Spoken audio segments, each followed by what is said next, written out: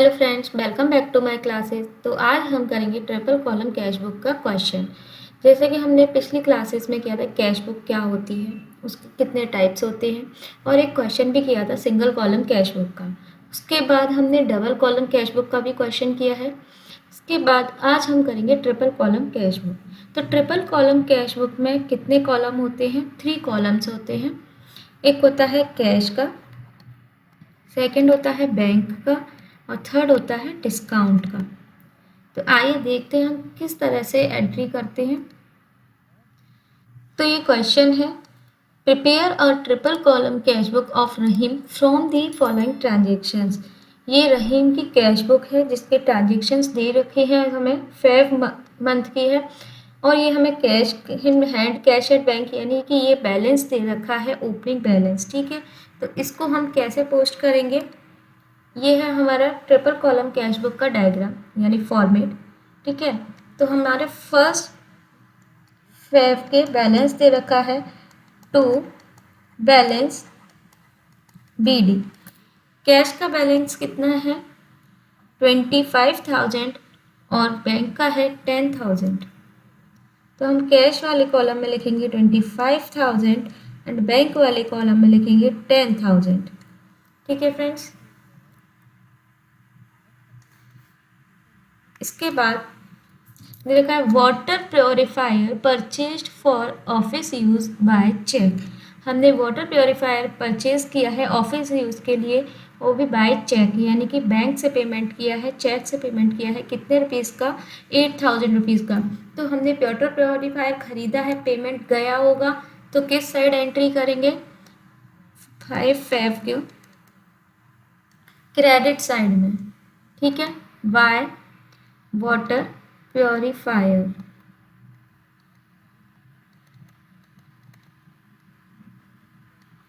कितना rupees? 8,000 rupees. ठीक है फ्रेंड्स, उसके बाद नेक्स्ट क्वेश्चन है परचेज्ड गुड्स फॉर कैश। हमने कैश माल खरीदा यानी कि नगद माल खरीदा है। कितने रुपीज़ का? 9,000 रुपीज़ का। तो इसकी भी एंट्री कहाँ करेंगे? क्रेडिट साइड में, बाय परचेज अकाउंट। कितना? 9,000 रुपीज़। ठीक है, कैश में पेमेंट किया है तो कैश वाले कॉलम में आएगा। और डेट कितनी थी? 6 फेब। इसके बाद नेक्स्ट है 8 फेब को received cash from Daniel. Daniel से हमें रिसीव हुआ है कैश, कितना? 9,900 and discount allowed to him, और हमने उसको डिस्काउंट दिया है 100 रुपीज़ का। तो हमको कैश रिसीव हुआ है, तो एंट्री कहाँ करेंगे? डेबिट साइड में। ठीक है, तो क्या लिखेंगे? To Daniel. डेट क्या थी? 8 फेब। कितना रिसीव हुआ हमें?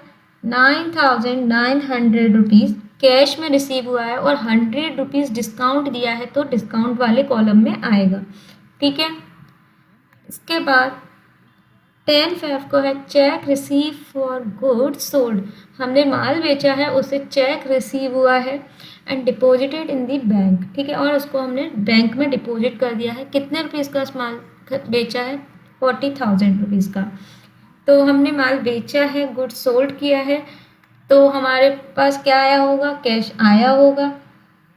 ठीक है, तो यहाँ पर लिखेंगे टू सेल्स अकाउंट। कितना? 40,000 रुपीज़। ठीक है, चेक से आया है पेमेंट हमारे पास, तो हम बैंक वाले कॉलम में लिखेंगे। और कितना डेट है? 10 फेब का है।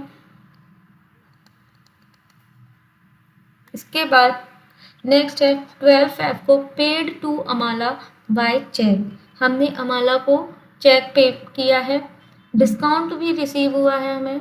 कितना? 500 रुपीज़। ठीक है, तो पे किया है, कहाँ पर आएगा? क्रेडिट साइड में, बाय अमाला। कितना? 14,500 चेक से पेमेंट किया है, तो बैंक वाले कॉलम में आएगा। और कितना डिस्काउंट दिया? 500, तो डिस्काउंट वाले कॉलम में आएगा। ठीक है, और डेट क्या थी? 12 फेब। 12 फेब डेट लिख देंगे। इसके बाद 13/5 को paid transport charges by cash, transport charges पे किया है हमने, तो बाय ट्रांसपोर्ट चार्जेस कितना रुपीस, 5,000। ठीक है, और डेट क्या थी, 15 sorry 13/5।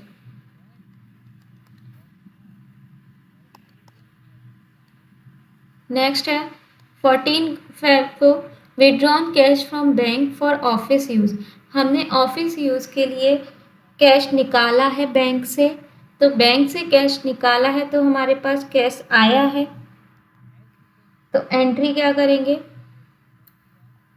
To bank account, cash आया है कितना, 20,000 रुपीज़, और हमारे बैंक से कम भी हुआ है तो क्या लिखेंगे, बाय कैश कितना, 20,000 रुपीज़।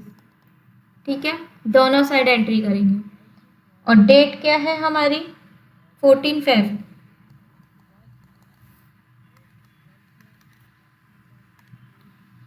इसके बाद 24/5 को चेक रिसीव हुआ है फ्रॉम कुमार से, और हमने उसको डिपॉजिट कर दिया है बैंक में, कितना, 15,000 रुपीज़ का चेक रिसीव हुआ है, तो हम एंट्री कहाँ करेंगे, डेबिट साइड में।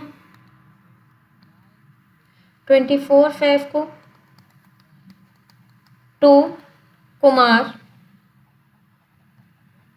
चेक रिसीव हुआ है तो बैंक वाले कॉलम में आएगा 15,000 रुपीज़।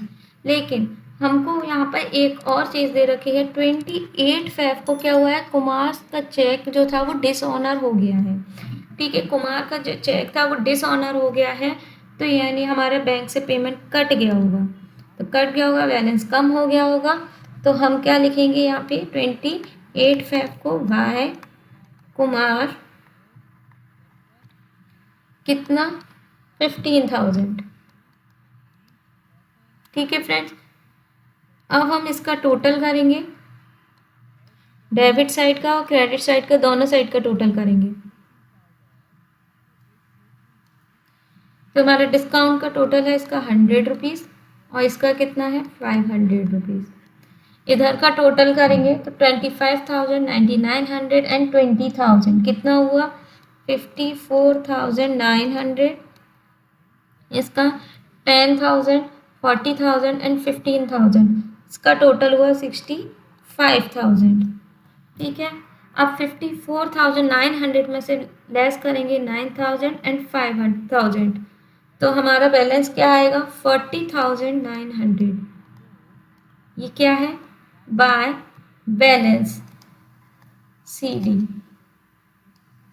ठीक है, 28/5 को ही टोटल हो जाएगा 54,900 एंड बैंक का टोटल है 65,000, इसमें से लेस करेंगे 8,000, 14,500 एंड 20,000 और 15,000, तो हमारा बैलेंस आएगा 7,500 का, और इसका जो टोटल है वो कितना है, 65,000। ठीक है, और ये जो बैलेंस CD है इसको हम डेबिट साइड में ट्रांसफ़र करते हैं, 28/5 टू बैलेंस BD। ठीक है, ये कौन सा बैलेंस है, डेबिट बैलेंस, कितना, 40,900 एंड 7,500। ठीक है फ्रेंड्स, आई होप आपको बहुत अच्छे से समझ में आया होगा। आज के लिए बस इतना ही। If you like my class then do like and subscribe. Thank you.